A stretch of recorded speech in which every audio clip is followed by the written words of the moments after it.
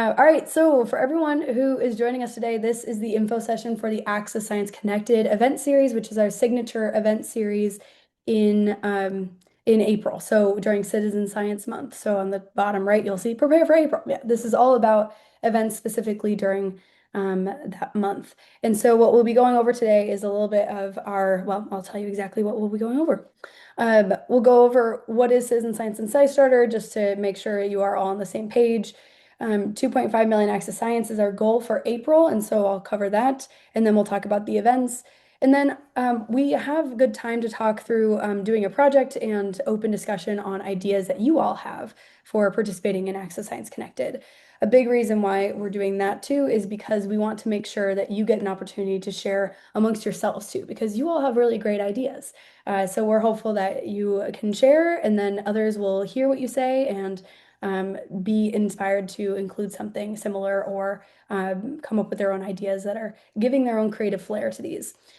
So before we get started, I'm going to backtrack a little bit. You can see my name on the screen, but my name is Emma. I am the Director of Operations and Programs at SciStarter. I do a lot of these events, so I've noticed a lot of names I'm familiar with, so I'm glad to see you all here. And so if you have questions about anything related to other parts of Citizen Science Month or SciStarter, I'm happy to answer those at the end as well. We usually end the recording and do a quick chat for anyone who has leftover questions as well. Also on the line with me to help us out is Roland. Roland is our director of sorts of quality assurance, manager of quality assurance. And so if you have any questions about Zoom or you're having any trouble with the website finding something based on a link we sent, he will be able to address those on the spot. All right, so just to give a brief preface to anyone who is newer to the idea, this is a reminder of the definition of citizen science by SciStarter. There are many definitions, or at least related definitions that are all kind of intersecting. This one is the one we use because it is the most globally recognized. We use citizen science as a global movement that enables people from all walks of life to contribute to real scientific research in collaboration with scientists. You're the collaborator, you are not the test subject, right? And there's a lot of words that are used to describe this. So people can often use neighborhood science, community science, especially if it involves developing the data first before getting a scientist connection. Sometimes that's what happens to make it community-based science, and then it levels up to bring in scientists later on. And then participatory research is a popular one here as well, in the US especially. So before we jump into everything related to Citizen Science Month and what we are hoping to enable you to do this April, I do want to check in to make sure I know who I'm talking with as far as familiarity, so how much context I need to bring in. If you are entirely new to citizen science, I want you to write a 1 in the chat. If you are anything above that, so you've like dabbled, that's a 2. If you're an active participant, you would consider yourself, that would be a 3. 4 would be that you're testing your ability to do programs, and then 5 is like I do programs. That is a thing I do. And then that's perfect too. Yay! Oh, I'm seeing so many. Yeah, feel free to do like a 0.5 if you'd like as well. Awesome. This is good. Okay. I like the spread of them as well.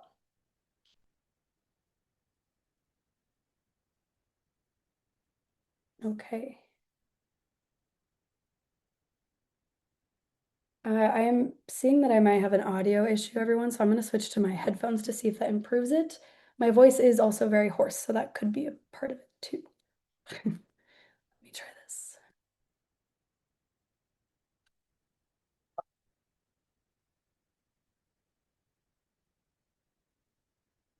Let's see.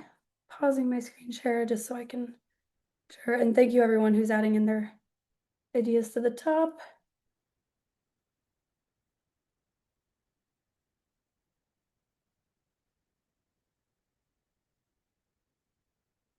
Go. All right, so hopefully this will. Oh, thanks, Robin. Yeah, it seems like it might have an echo of some sort, so hopefully not having full issues. Is that any better for anyone?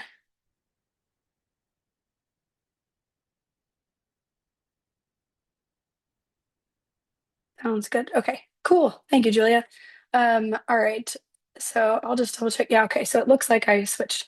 All right, sorry everyone. Let me go ahead and go back to the slideshow. Thanks for everyone who answered. It looks like we have a good variation here. So yeah, we have everything from ones all the way to five. So this is pretty exciting to have so many different versions of folks on right now. So given that knowledge that you already have, for any of you who are fives, feel free to share out as you want to share your own experiences as we go through these things, especially as I give little mini prompts of sort.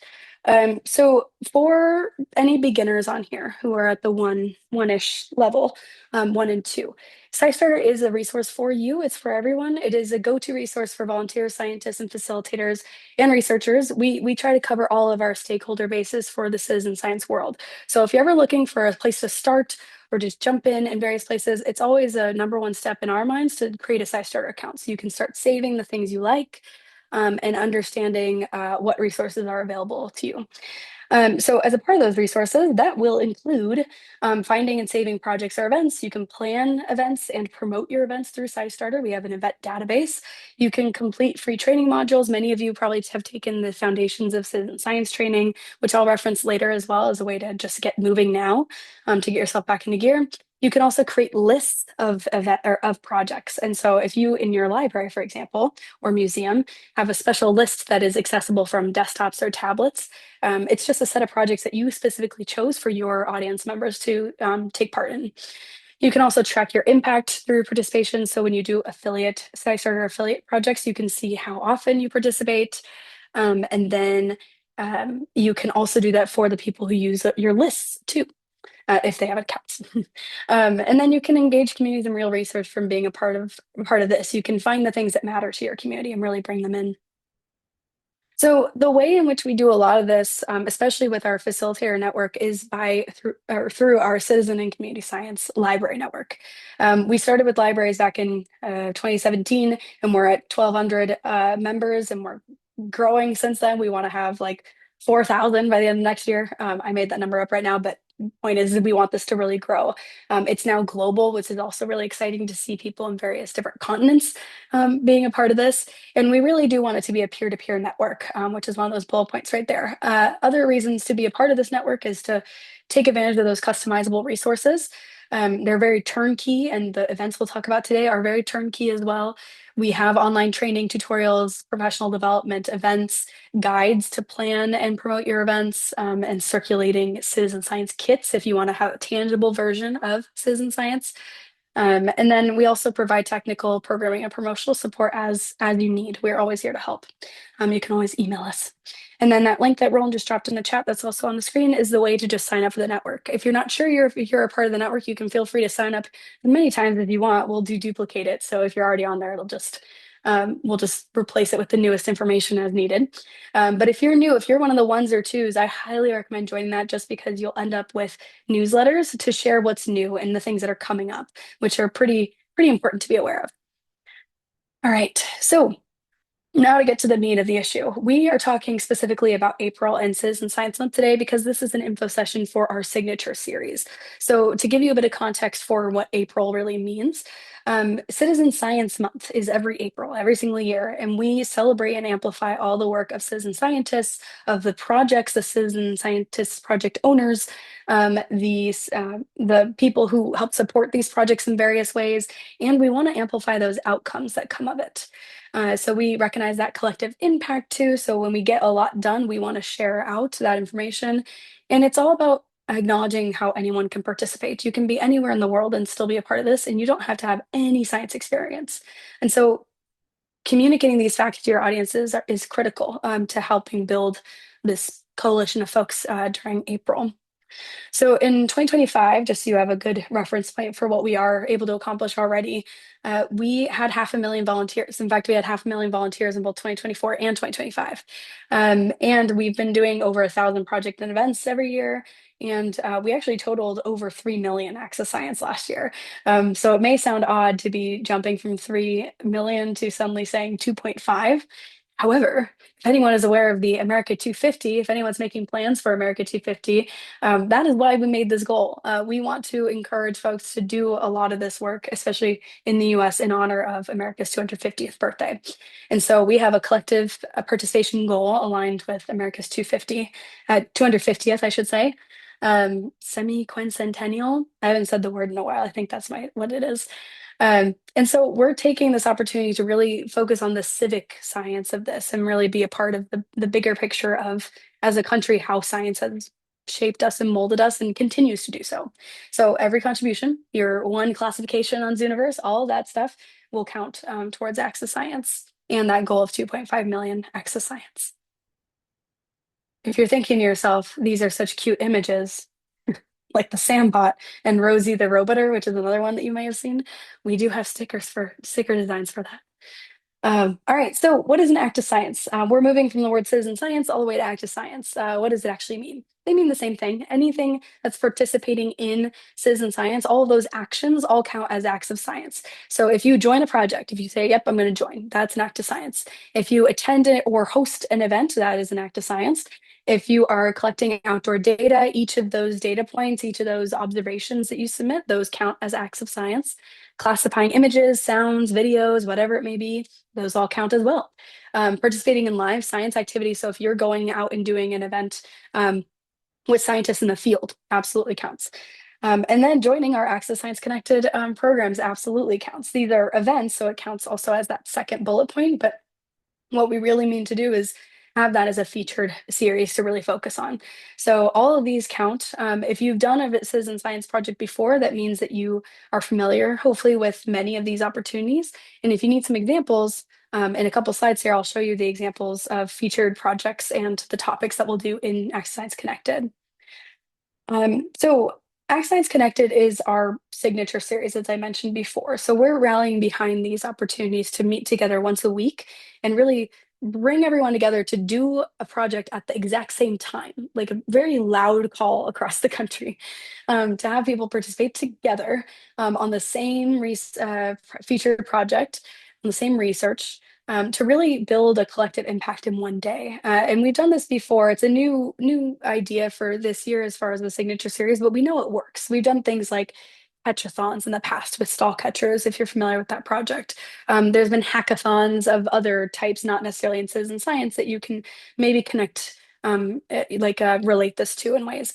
So what we want to do is allow you to be able to bring in people into your space and do a project together, but not have any of the stress of organizing it. You will be signing into a Zoom controlled by us. You can participate from home if you're just promoting it to your audience members to participate virtually, or you can be that local gathering for people. And this is only one way that you can participate. So there's many ways you can participate in April, but we'll focus the rest of the time today on what these signature events will look like. So on the right-hand side, you can see a poster. I wanted to show this one off too because it's an example of how to participate or promote the Access Science Connected events as a virtual participation method. So if you're someone who doesn't have an event space, for example, you can post this anywhere and have people sign up by going to that register at SciStarter.org/connected link at the bottom right. And they can scan that QR code and sign up for whichever ones they want. This is our like passive programming version. However, you are all here because we really want you to be a part of the in-person gathering version of this, where you bring people in, you give them a space to connect and socialize around citizen science, because we want that to come back, right? There's a lot of webinars we can be a part of, but it doesn't take the place of actual socialization in a real space. So we're hopeful that many of you are able to join us in doing that with all of these. So for example, on April 2nd, our first week, we're going to be talking about clouds on Mars. And so you'll become one of the first meteorologists on Mars, which is my favorite way to think about it. It's one of the first projects I ever did.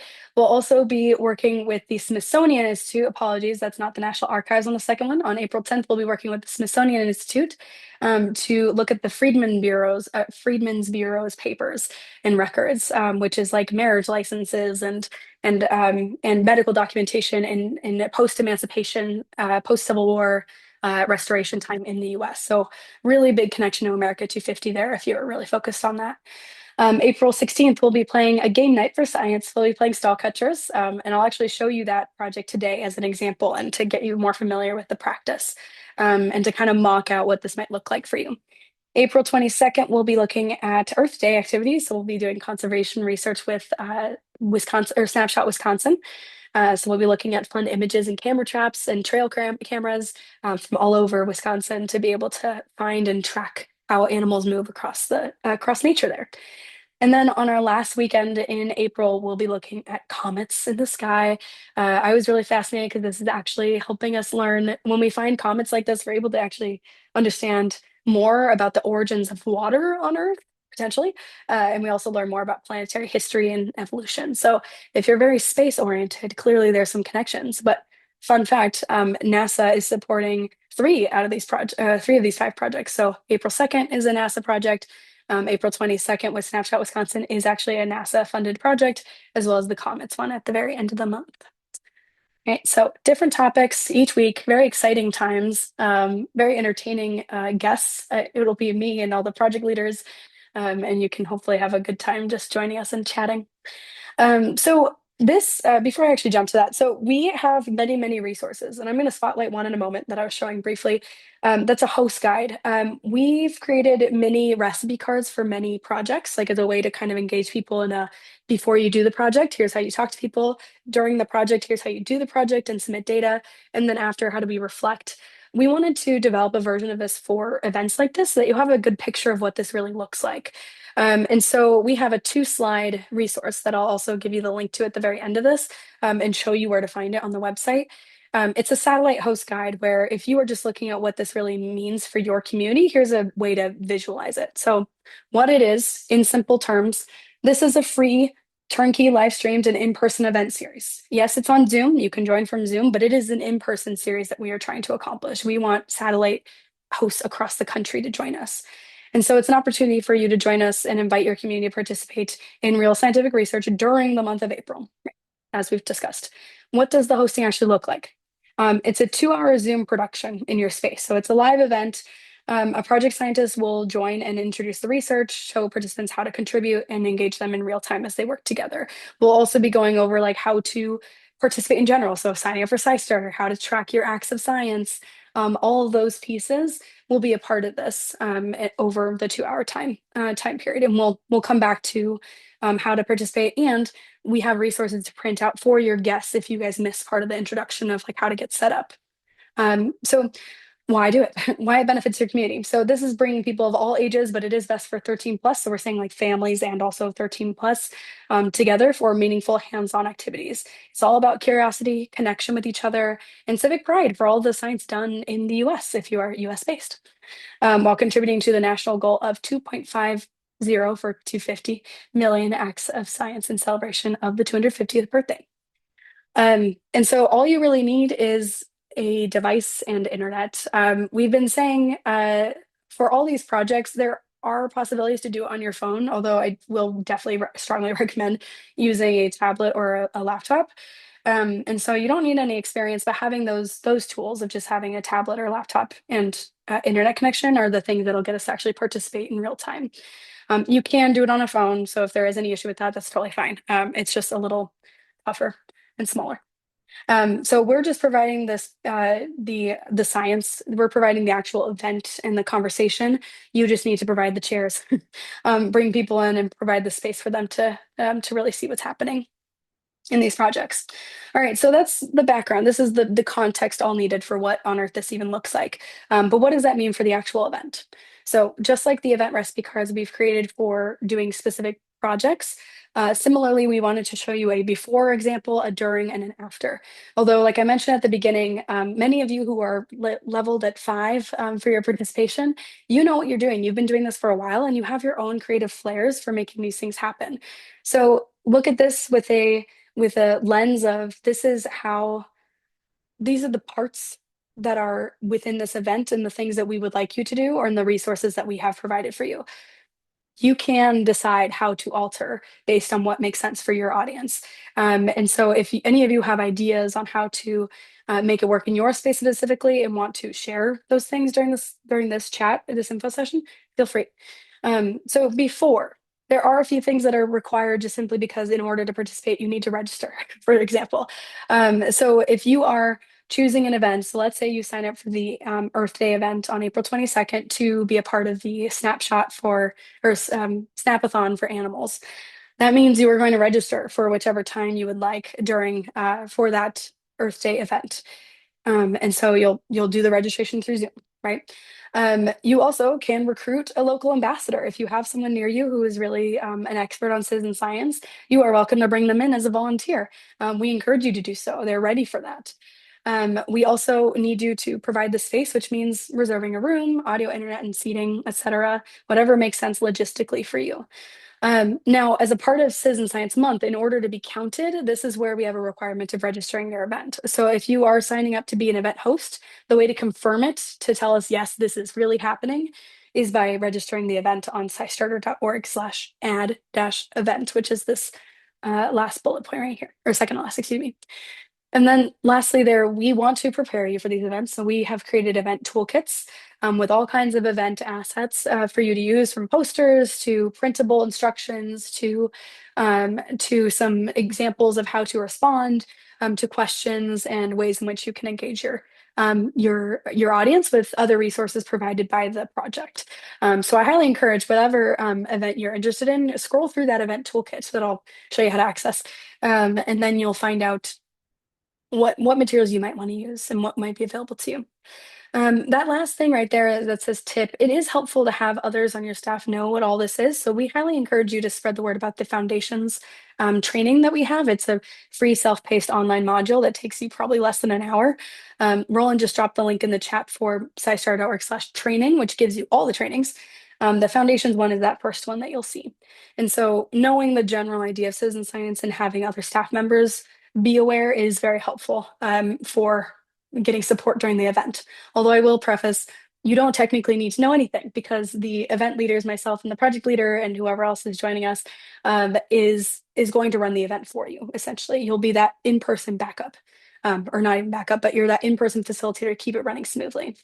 So as I mentioned, these are 2-hour events. So during the event, you can do do some kind of creative flair here. So it's up to you. So I'll kind of skip over that part, but just to be aware, like if you have ideas on like based on the topic, you can always add in some fun element to this as well. So you want to make sure that you test your Zoom. We'll be on early. So if we know you're a guest who is a host satellite or a satellite host location, we can let you in early to do a check if you'd like. That is very highly likely. Welcome participants, offer refreshments, play what is citizen science, just be familiar, like get people familiar with the idea before they get pushed into this activity. So when you zoom in, we want you to be encouraging questions. So you might be passing around note cards where they can add questions and pass them up. You could also do a process where you have them raise their hand and tell you so that the whole group can hear who has which question. It's kind of up to you on how you want to facilitate that, but you can put it into our Q&A on the Zoom event so we can answer it. And if you specify it's from this host location, we'd love to shout you out. And then you can also raise your hand to turn on video and audio. So we're working through like how to make Zoom most effective to be able to say hello.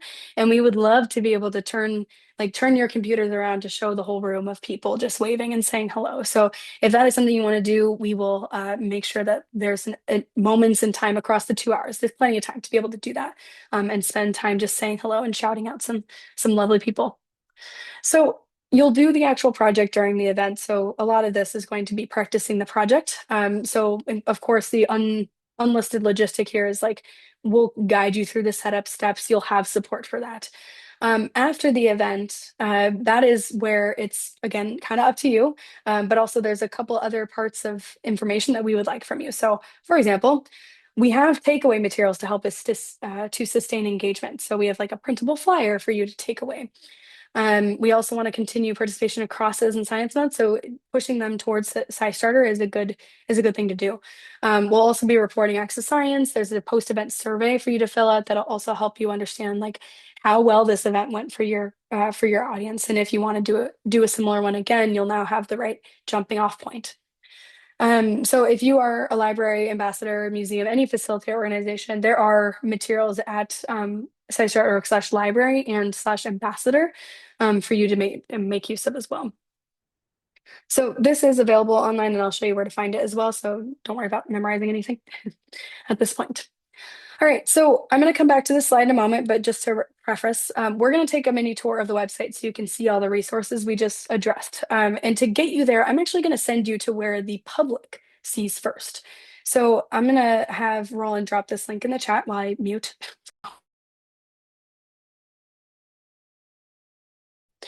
So on scistarter.org/connected, and I'll actually click that from the chat to jump there. Let me stop my screen share so we can swap the screen. When you get to that page, you're going to see what your guests will see, or rather, what the public sees when they hear about Access Science Connected. So essentially, this is a page that'll tell you how to join from home, all the different projects, and then we also have find a local event. That will be available to you as an interactive map later on because all of you are going to have your events posted on there.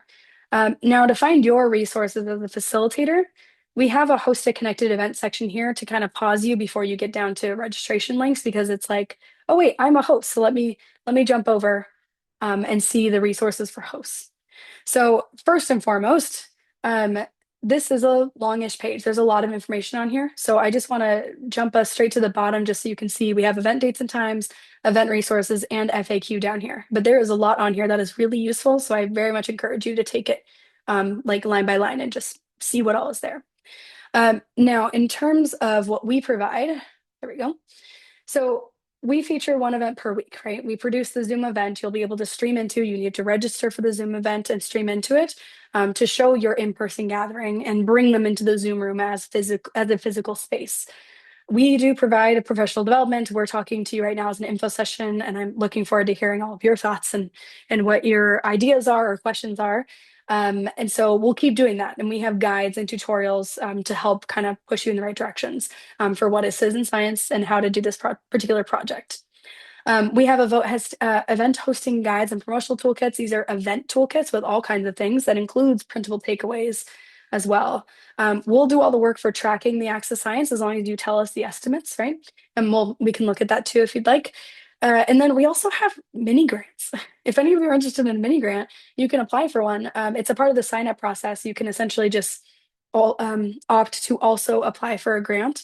So it's sign up for an in-person Access Science Connected event. And then, yes, I would also like to be considered for a grant. And so I'll show you how to access that as well. So all these things are all available on this page that I was showing briefly here. So this, and I'll drop this link in the chat for you actually, just so you can have it for you. Except where's my mouse? There it is. For facilitators.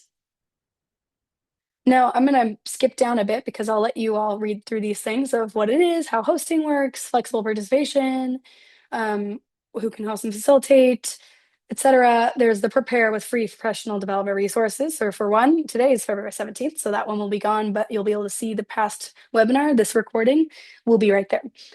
There's also the training modules on the list here before you get down to the actual event dates and times. So here we are.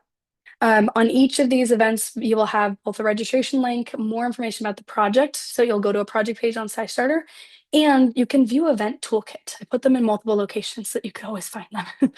And then on event resources, they're listed again. So event specific resources, these are those event toolkits. So for example, what's the weather like on Mars? Event toolkit.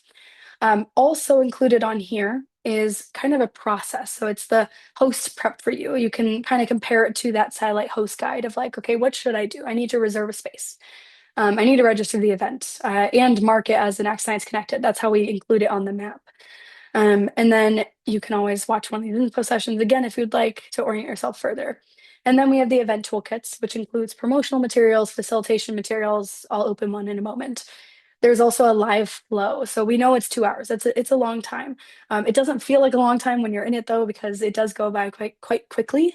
But the idea is that we're giving you kind of a visual of what this will look like when you join. So we have a setup, a process. We'll be doing step by step how to participate in the project, and you'll talk to the scientists.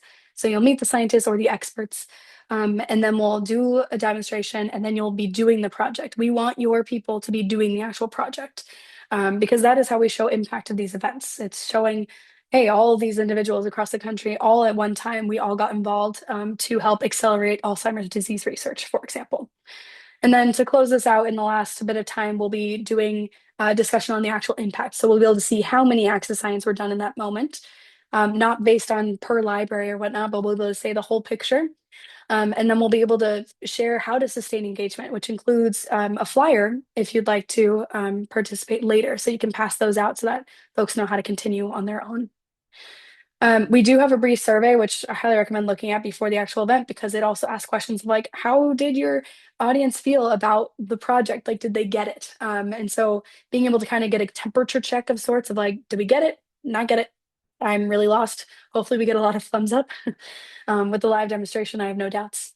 So I'm gonna, oh, and I actually just put a link to the after event takeaways here just because it is um, uh, very simply a very good piece of paper that helps you across any event related to citizen science. You don't have to use this only for this event. In fact, it's specific to the project, not the event that it's a part of. So they are evergreen for you to use. All right. So I'm going to jump back up to the event toolkits.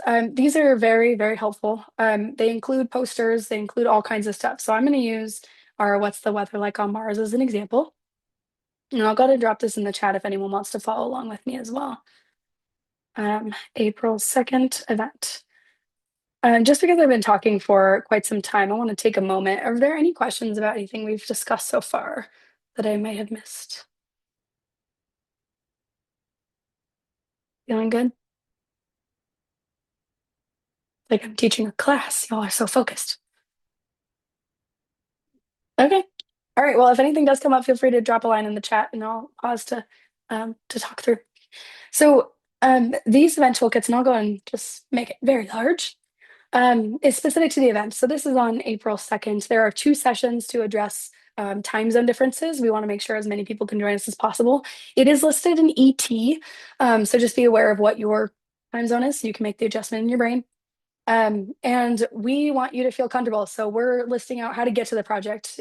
You need to register ahead of time. We want you to see a welcome from the project leader. You can watch this on your own time, but it's essentially just a, hey, thanks for doing this project. Here's what you'll be doing.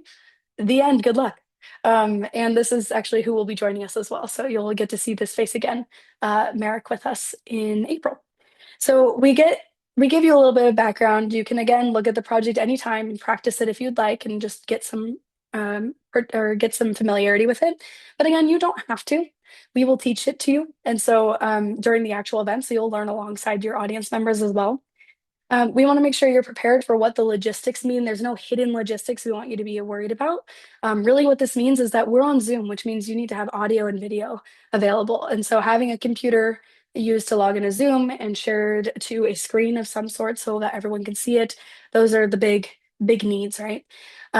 And then having the sound, obviously, participant devices. I want to note here, many places around the US for third spaces as libraries and museums, etc., do have devices, but it's not a universal. We understand that. Or you share them between libraries, like I recently learned about. And so, depending on what your availability is, we want to make sure that you all are um, making specific decisions about how to tell and promote this event to your audience members as please bring a device if you have one, but maybe not a requirement if you do have a few extra that you can spare for during the event, for example. So you can kind of go by whatever resources you have available to you. Again, cell phones, mobile phones, or excuse me, mobile smartphones do work. It is just a little bit tougher to see. So just a warning for anyone who wants to just do phones. It's just a little bit tough, but it's possible. I have a question in the chat. Is the setup led by the host or Zoom? By Zoom. So we'll be helping to do that. However, facilitation support. We have participant setup instructions listed here and a printable instruction manual for your people. It's a half sheet, so you can print out less and cut it in half, so you have one per or two per sheet. And so these are the instructions to actually get set up. If you uh, if you want to use these, that is not to say that you'll be in charge of doing setup. We will support it, and I'll probably be repeating it several times within the 2 hours to make sure that everyone is up to speed. And because schedules change and you might have to jump in and out depending on what your system is for that day. So I'll explain it a couple times. We have resources to print out for you. You won't have to worry about it, but it is good to be familiar with what the instructions are. For example, we are talking about projects that are on external websites from SciStarter. And so a part of this is creating a SciStarter account and also another account to then connect the dots between them. We connect those through like a digital handshake of sorts in order to count the acts of science for April. So that is like a little bit trickier to talk about. So we can do it. We'll do it for you, and you can add the printable versions of these things and just support your folks as needed. As I mentioned before, even having some information on how to be the answerer of questions sometimes means not having the answer. So some examples of ways to respond to folks when things come up. You all are very good at this already. I'm pretty sure if you are a facilitator at any of these third spaces. And so libraries, museums, etc. We don't expect any issues, but if there is, you have some backup here. And then we even have supplemental project resources because some of these projects have crazy amounts of resources in their in their repertoire. Anything from Mars in virtual reality that you can do later, a deep dive on Martian clouds. You can do videos or youth-friendly articles to explain what Mars looks like and the basics of what Mars is. So we want to make that as easy as possible.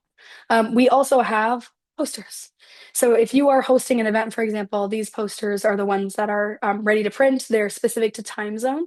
This one is Pacific time, but you can print them based on your time zone. So if I click that, I'll see a folder in Google to pick from. So right now I'm on Pacific time. Let's say I'm doing the afternoon one. I print this out, and there's some space for me to say, join us in room X, or however you'd like them to register in advance as well. There is a learn more down here if they do want to learn more about the projects as well. You can also replace all these things. If there's pieces of this where you're like, okay, I don't like that part, or I want to add my logo, that's all great too. You should totally do that. And we have a Canva template for you. If any of you are familiar with Canva, that's a way to do it. If you don't have familiar with Canva and need some help, you can always reach out to us too, and we can help you create a version as well. Because some organizations have restrictions on what websites you use for these things, so just let us know. All right, I'm gonna back up a little bit.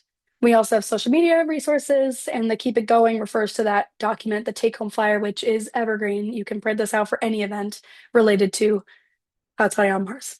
And so this is a way for you to just get people started from home. All right, pause here for a moment. This is a lot. We are nearly at the end of this though, so last thing I'll just leave on the screen there. Any questions so far about these resources? Okay, all right.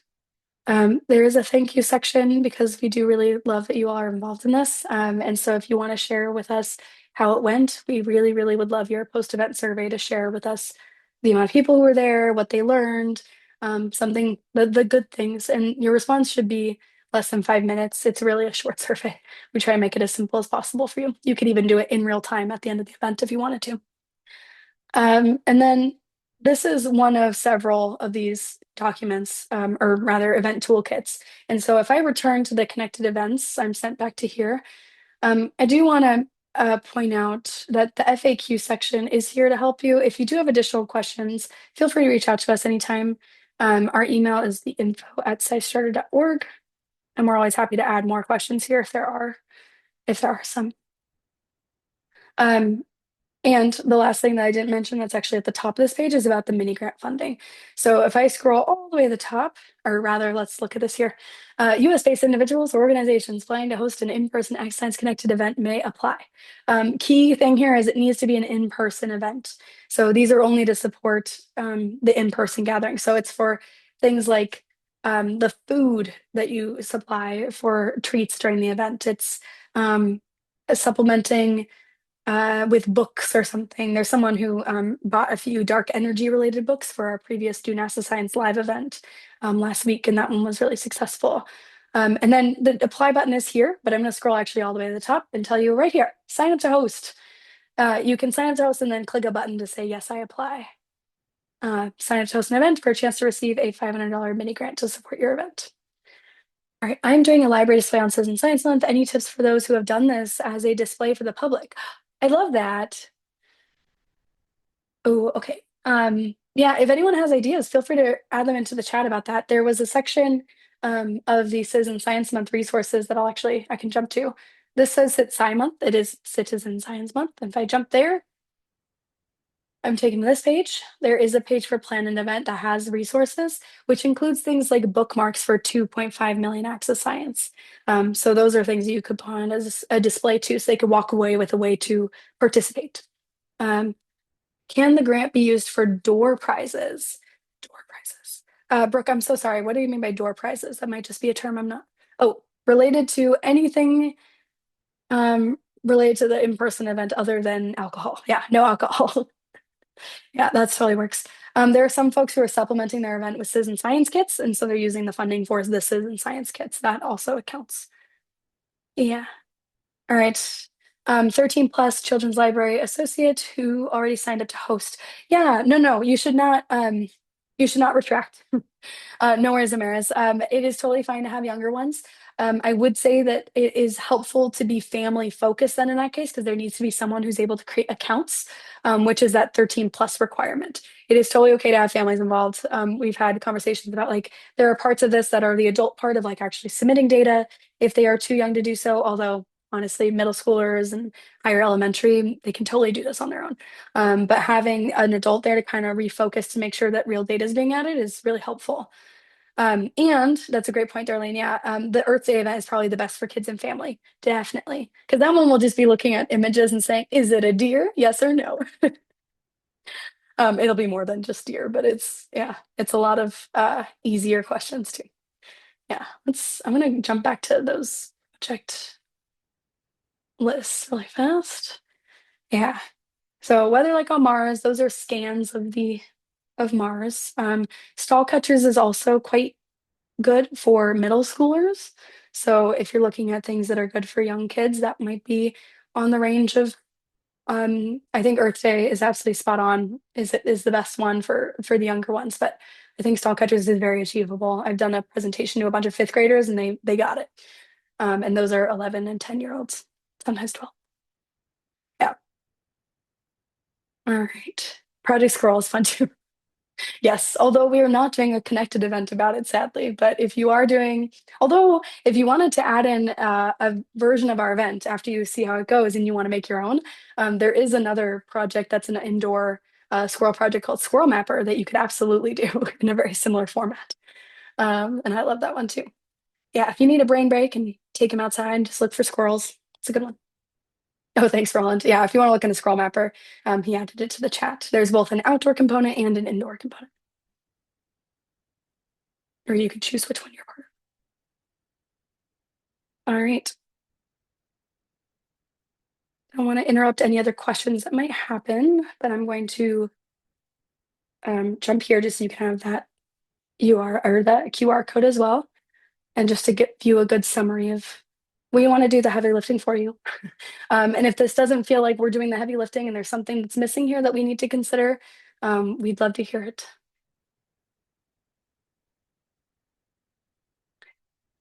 Are there any questions? Any thoughts too about like how logistically this will work for you? So like, does anyone have ideas about um, depending on what event they want to do? So let's say you're doing Earth Day. Is there something that you want to accomplish before people get started? So like some kind of hook that you have in mind. We would love to see. We would love to hear because I think it really does help to be able to talk to each other about the ideas as well. Because it's one thing to bring people and have them sit and just watch a screen, but the real thing is that it's social. We highly expect people to talk to each other during these events and not always focus on the screen, right? So what will that look like for you? What do you want to have them talk about? Maybe you make them all dress up like squirrels when they show up. That would be incredible.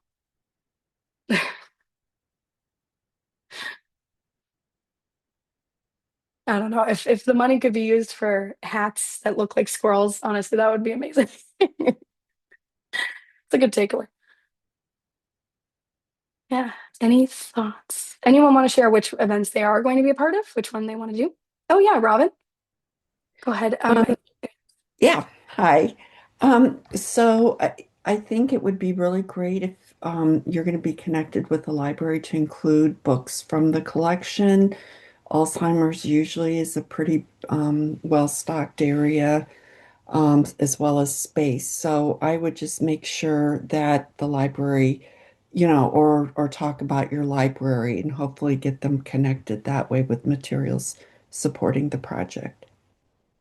I love that. Yeah, we added some for the Dark Energy Explorers project we did for Do NASA Science Live, but I actually had our librarian reach out to us with a list of Alzheimer's related books. So I'll make sure that that is available and on the April 16th And event toolkit. and and actually, another thing would even be local resources if there's state, county, local resources for Alzheimer's support. So that would even be even more amazing if that was included. Well, that's awesome. Yeah, and it looks like we have similar thoughts here from Amaris and Julia. Rotating science topics. Ooh. Julia, which ones are you going to participate in or planning to? I'm not sure I'm quite curious with the yet. Yeah, I'm not sure quite yet. So my last science display was for the total eclipse, and we built an eclipse on top of a giant table and had it like it was floating with science books all around. So I'm still spinning the idea. It probably won't be quite so large scale. It's going to be a smaller display, but Gotcha. Oh, that's so fun. Now I can't just unpicture a squirrel relation. Not helpful. None of these projects are particularly squirrel related. So thank you, Brooke, for that thought. But now I'm just picturing a some kind of squirrel image, maybe a deer for Snapshot, Wisconsin, to be able to Um, show. Yeah. can I Oh yeah. share what the Sorry. Go ahead. museum's doing? Yeah, please do. I'm gonna stop my Um, speech.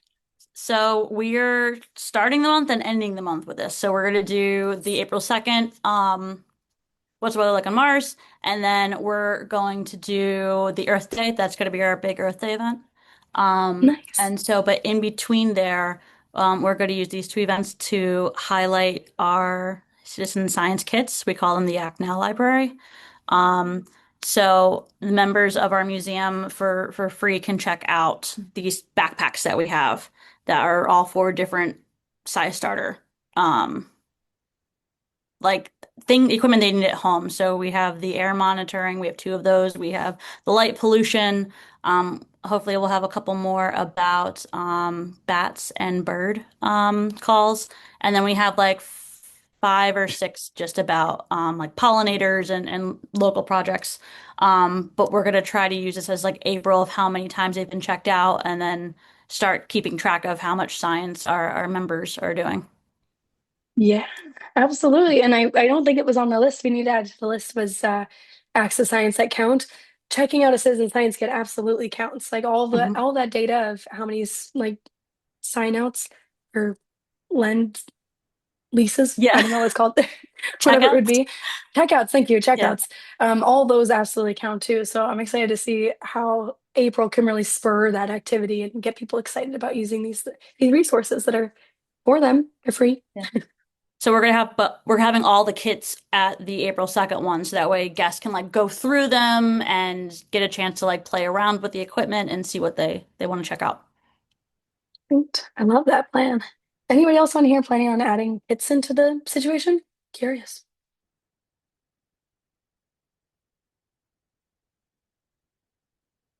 Unknown.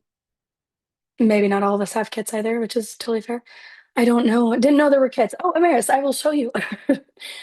Yeah, so I mean, there's so many resources, and I was going to spend some of the time doing a project, and unfortunately, we're 10 minutes out, so I don't want to jump us too deep into that and then not have any questions answered. So, just if any of you did want to know um, or wanted some more information about the kits, if you were to go to libraries at the top of this page, if it loads, there we go. It'll jump here, and there's something that says Build a Kit Guides on the left-hand side.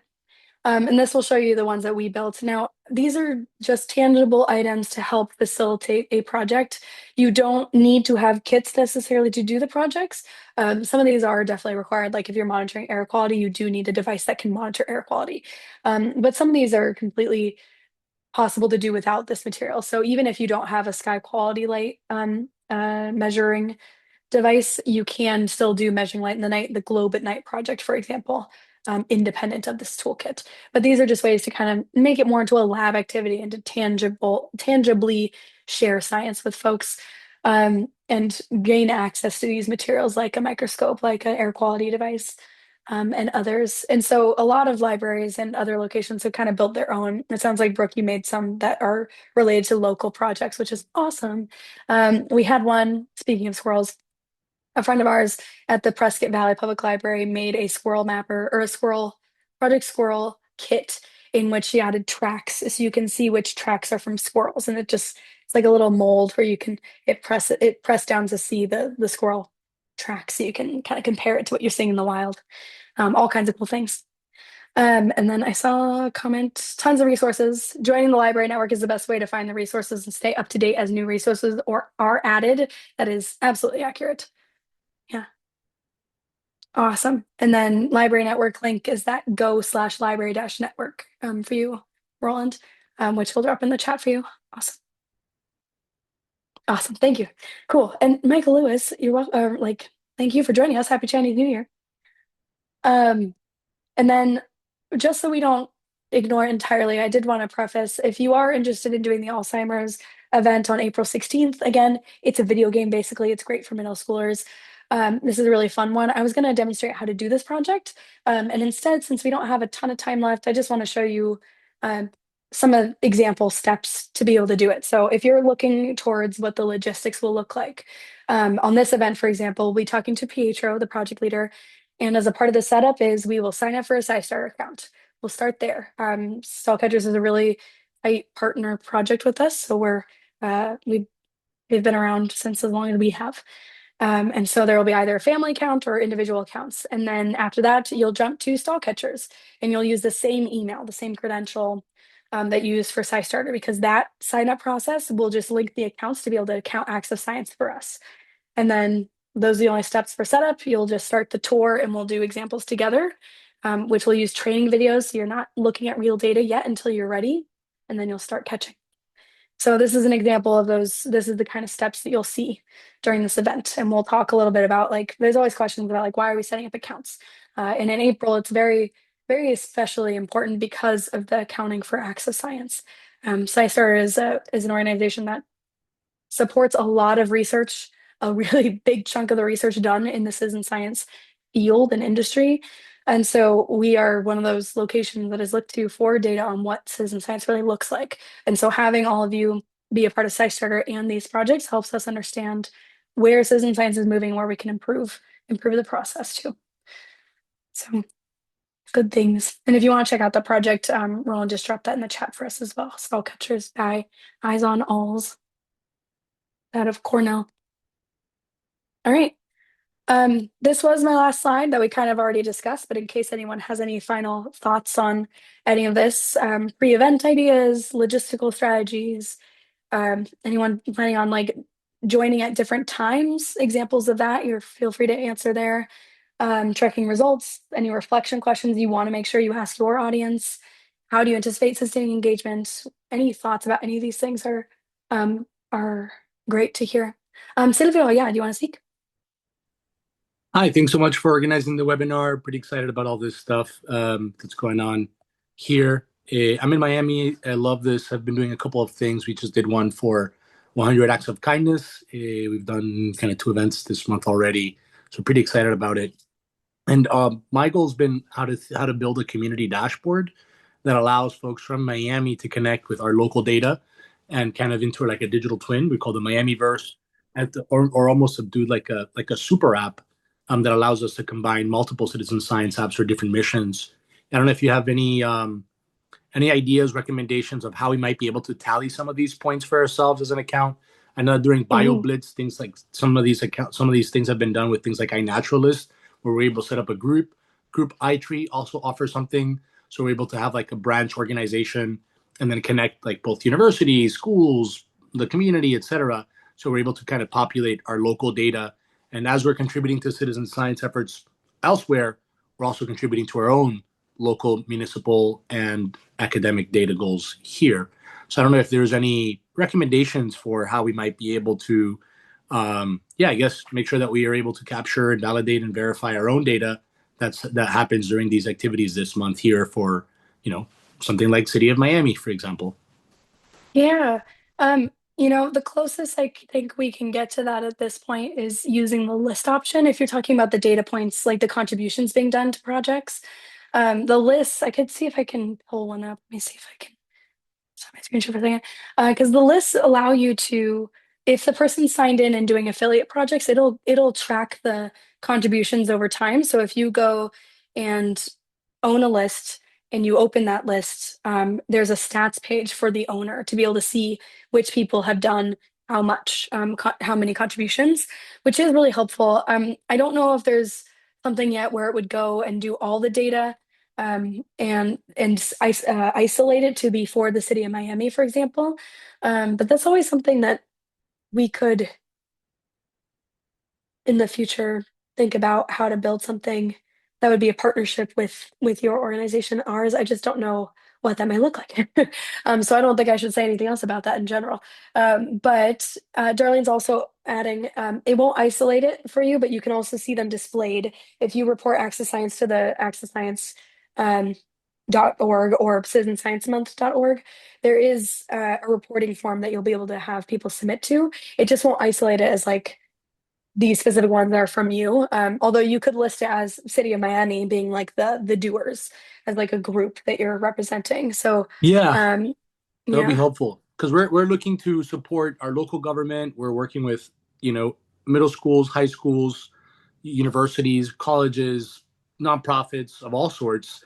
And really we want to do this so we connect so that we have our own quality verified data for Mhm. academic and government purposes to be able to make better decisions.